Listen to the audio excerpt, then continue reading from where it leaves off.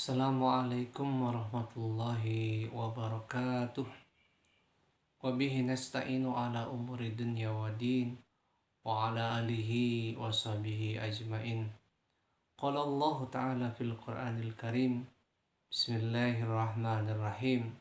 Sahra Ramadan alladhina unzila fihil Qur'an hudan linnasi wa bayyina minal huda wal furqan. Amma ba'du. Alhamdulillahirabbil alamin. Segala puji bagi Allah yang Maha Pengasih dan lagi Maha Penyayang, yang membalas doa hamba-hambanya apabila kita berdoa dan mengingatnya. Pertama-tama marilah kita panjatkan puji dan syukur kehadirat Allah Subhanahu wa Ta'ala yang mana telah mempertemukan kita dalam kesempatan ini dengan keadaan sehat walafiat. Salawat serta salam tak lupa mari kita junjung tinggi kepada baginda Muhammad Sallallahu Alaihi Wasallam bersama ahlul baitnya, juga kepada guru-guru kami, orang tua kami, saudara-saudara kami, pemimpin-pemimpin kami, muslimin wal muslimat. Pada kesempatan kali ini izinkan saya membawakan tema menjaga semangat Ramadan setelah Idul Fitri. Para hadirin sekalian, Ramadan sebentar lagi meninggalkan kita. Namun bukan berarti ibadah-ibadah yang dilakukan selama bulan Ramadan juga akan usai. Justru bulan Ramadan dapat dijadikan momentum untuk hijrah agar bisa semakin baik dalam ibadah kepada Allah Subhanahu wa Ta'ala. Oleh karena itu, kita harus tetap melakukan ibadah-ibadah yang terdapat di bulan Ramadan, walaupun bulan Ramadan sudah berakhir meninggalkan kita. Para hadirin sekalian yang dirahmati oleh Allah Subhanahu wa Ta'ala, ada 6 amalan setelah Ramadan yang seharusnya kita lakukan. Yang pertama, berpuasa 6 hari di bulan Syawal.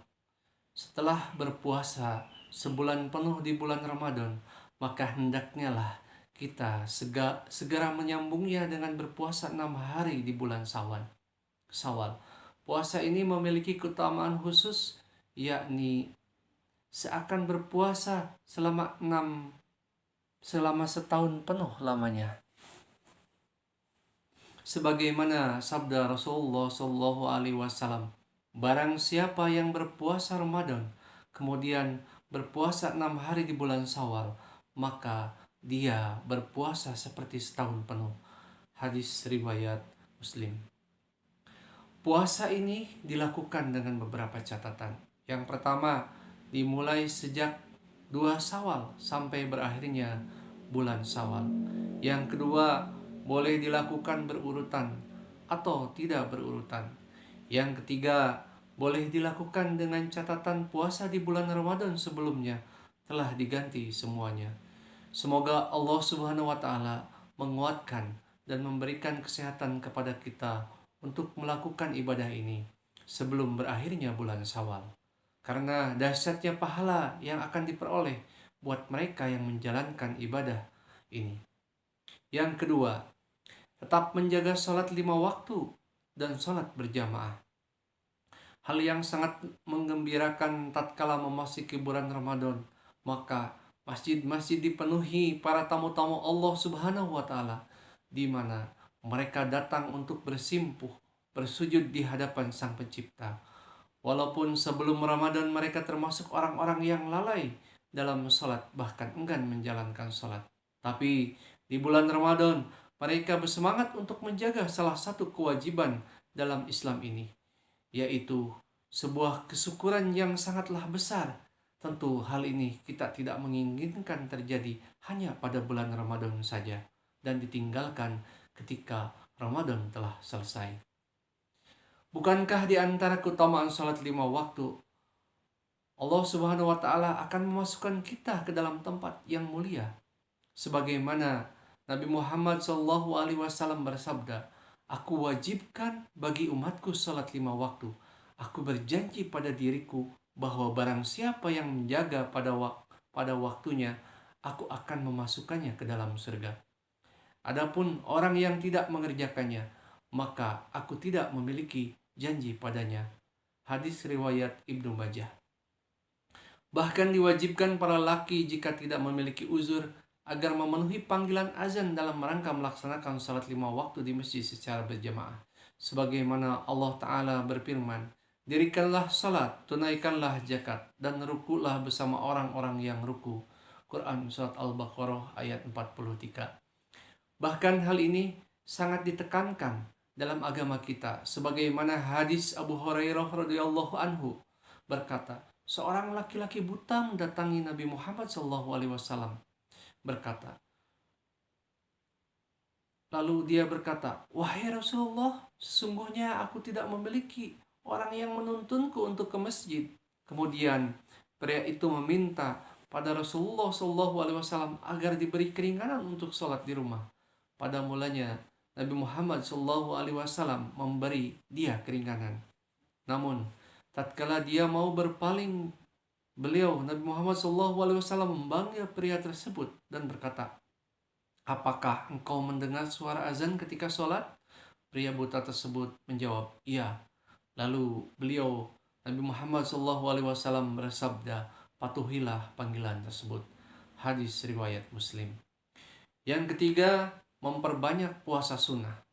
Setelah kita menunaikan puasa wajib di bulan Ramadan, maka hendaknya kita berupaya untuk menambah dengan puasa sunnah. Karena Nabi dan para sahabat termasuk orang-orang yang menjaga puasa tak hanya di bulan Ramadan saja, namun juga setelah bulan Ramadan. Di antara manfaat yang akan diperoleh ketika melaksanakan amalan sunnah ini adalah Nabi Muhammad SAW dan senantiasa hambaku mendekatkan diri kepadaku dengan amalan-amalan sunnah sehingga aku mencintainya. Jika aku mencintainya, maka aku akan memberi petunjuk pada pendengaran yang ia gunakan untuk mendengar, memberi petunjuk pada penglihatan yang ia gunakan untuk melihat, memberi petunjuk pada tangannya yang ia gunakan untuk memegang, memberi petunjuk pada kakinya yang ia gunakan untuk berjalan. Jika ia memohon sesuatu kepadaku, pasti aku mengabulkannya, dan jika ia memohon perlindungan, pasti aku akan melindunginya. Hadis riwayat Bukhari Muslim. Puasa sunnah yang dapat dilakukan oleh seorang muslim usai Ramadan adalah, yang pertama, puasa 6 hari di bulan Syawal. Yang kedua, puasa Senin Kemis. Yang ketiga, puasa Arafah tanggal 9 Zulhijjah. Yang keempat, puasa Asyura tanggal 10 Muharram. Dan yang kelima, jika ada yang mampu untuk melakukan puasa Daud, yaitu sehari berpuasa dan sehari tidak berpuasa, seterusnya demikian. Yang keempat, menjaga salat malam. Pada malam hari di bulan Ramadan, begitu sangat bahagia karena banyak tamu-tamu Allah Subhanahu wa Ta'ala yang datang untuk melaksanakan sholat tarawih. Dan tentu kita berharap hal ini terus-menerus kita lakukan. Begitu banyak keutamaan ibadah, di antaranya Nabi Muhammad SAW bersabda, sebaik-baiknya sholat setelah sholat wajib adalah sholat malam. Hadis riwayat Muslim.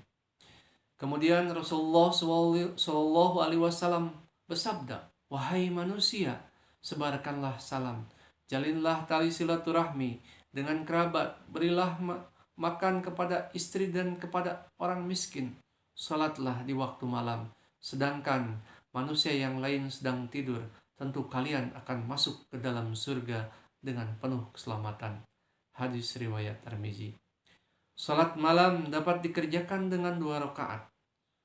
Salat tahajud seperti salat tahajud, 1 rakaatnya bisa kita akhiri dengan salat witir dalam jum'ah dengan kelipatan yang ganjil. Yang kelima, membaca Al-Quran. Bulan Ramadan identik dengan bulan Al-Quran, dan begitu sangat banyak kita melihat para kaum muslimin yang membaca Al-Quran, menghafal Al-Quran, mentadaburi Al-Quran, dan ada juga bahkan yang 2 kali, bahkan 3 kali sampai 5 kali dalam sebulan menyelesaikan bacaan Al-Quran. Sebuah target yang sangat fantastis.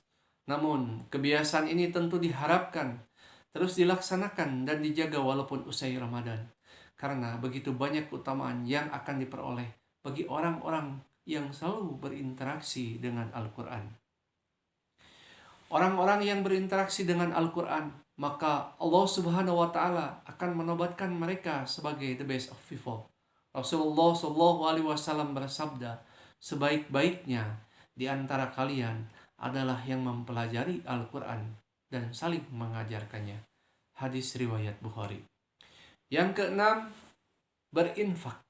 Suatu hal yang sangat baik ketika bulan Ramadan adalah berinfak untuk pembangunan masjid, untuk pembangunan pondok pesantren penghafal Al-Quran, para fakir miskin, kegiatan dakwah dan pendidikan, serta kegiatan-kegiatan lainnya yang bernilai pahala jariah. Tentu, hal ini harus ditingkatkan dengan terus berinfak, walaupun Ramadan telah selesai. Bukanlah setiap infak yang kita keluarkan maka pasti akan diganti oleh Allah Subhanahu wa Ta'ala, sebagaimana firman-Nya, apapun harta yang kalian infakkan, maka Allah Subhanahu wa Ta'ala pasti akan menggantikannya, dan Dia adalah sebaik-baiknya pemberi rizki. Quran surat As-Saba ayat 39. Teruslah berinfak dengan menjadi donatur-donatur dalam hal kebaikan, tentunya dengan hati yang ikhlas. Mudah-mudahan semua amalan yang kita lakukan di bulan Ramadan ini diterima oleh Allah Subhanahu wa Ta'ala. Sekian yang dapat saya sampaikan. Bila ada kata yang kurang berkenan di hati para hadirin, saya mohon maaf sebesar-besarnya. Kebaikan datangnya dari Allah Subhanahu wa Ta'ala, dan kesalahan datang dari saya selaku manusia biasa yang tidak luput dari lupa, dari salah dan dosa. Allahul muwafiq ila aqwamit thoriq. Wassalamualaikum warahmatullahi wabarakatuh.